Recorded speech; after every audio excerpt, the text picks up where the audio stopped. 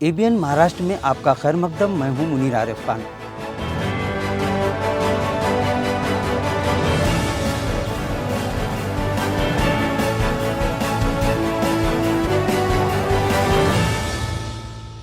ABN Maharashtra में आपका खैर मकदम। मैं हूं मुनीर आरिफ खान।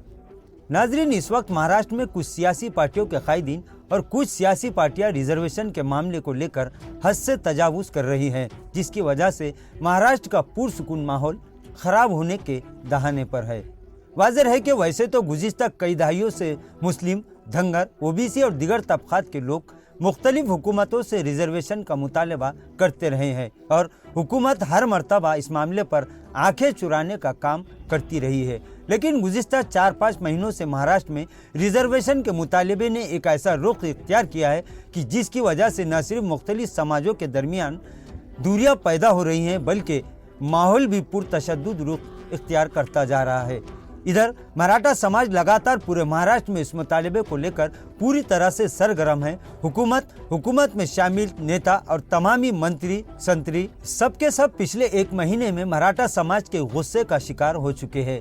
कई अराकीन असेंबली के घरों और ऑफिसों को आग लगा दी गई, करोड़ों रुपयों की सरकारी इमलाक फूंक दी गई, यहाँ तक कि इंटरनेट सर्विस बंद करनी पड़ी। अब जैसे ही दिवाली खत्म हुई तो ओबीसी समाज, जो पहले ही ऐलान कर चुका था कि दिवाली के बाद ओबीसी समाज रिजर्वेशन के मामले को लेकर पूरी तरह से एक्शन दिखाएगा और जिसका आगाज गुज़िश्ता दिनों रियासती वजीर छगन भुजबल के ऐलान से हो चुका है।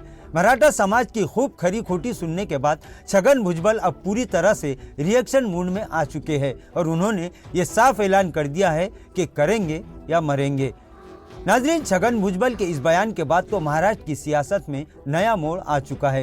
एक तरफ मराठा समाज पूरी तरह से जगह जगह ये ऐलान कर रहा है कि आने वाले इंतखाबात में इस रियासत के साबिक नायब वजीर आला छगन भुजबल को हर हाल में शिकस्त से दोचार करेंगे, तो उधर ओबीसी समाज ने भी मराठा समाज को जवाब देते हुए ऐलान किया है कि मराठा समाज एक ओबीसी नेता को गिराने की बात करेगा तो फिर ओबीसी समाज 160 मराठा कायदीन को गिराने की ताकत रखता है। इसी तरह के बयानबाजियों की वजह से कई समाजों के दरमियान दूरियां पैदा हो रही है और ये मामला दिन ब दिन तूल पकड़ता जा रहा है। लिहाजा हुकूमत और मरकजी हुकूमत को इस सिमत में इक़दाम करते हुए इस मामले को पुरसुकून तरीके से हल करने के लिए आगे आने की ज़रूरत है, वरना आपसी इख्तिलाफात मज़ीद शिद्दत इख्तियार कर सकते हैं।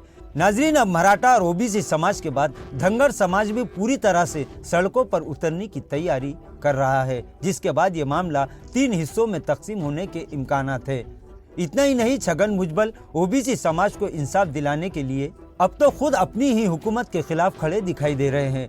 छगन भुजबल ने वजीर आला एकनाथ शिंदे, नायब वजीर आला देवेंद्र फडणवीस और खुद इन्हीं की पार्टी के नायब वजीर आला और वजीर दाखिला अजीत पवार को भी अपनी तनकीदों का निशाना बनाना शुरू कर दिया है, जिसके बाद अब सियासी माहौल भी गर्म होता जा रहा है।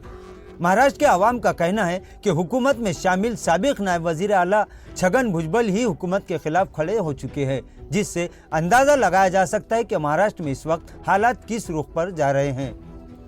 बहरहाल, महाराष्ट्र की पुरअमन फिजा को इसी तरह बरकरार रखने और आपसी इत्तेहाद और इत्तेफाक के साथ साथ इस रियासत की गंगा जमनी तहजीब को हर हाल में बरकरार रखना हर सियासी पार्टी, हर सियासी नेता और हर शख्स की अपनी जिम्मेदारी है। इस पर तवज्जो देना महाराष्ट्र के तमाम लोगों की अव्वलीन जिम्मेदारी है। नाजरीन, आज के लिए बस इतना ही। कल फिर मुलाकात होगी कुछ नई खबरों के साथ। तब तक के लिए मैं मुनीर आरिफ खान आपसे इजाज़त चाहता हूँ। अल्लाह हाफिज़।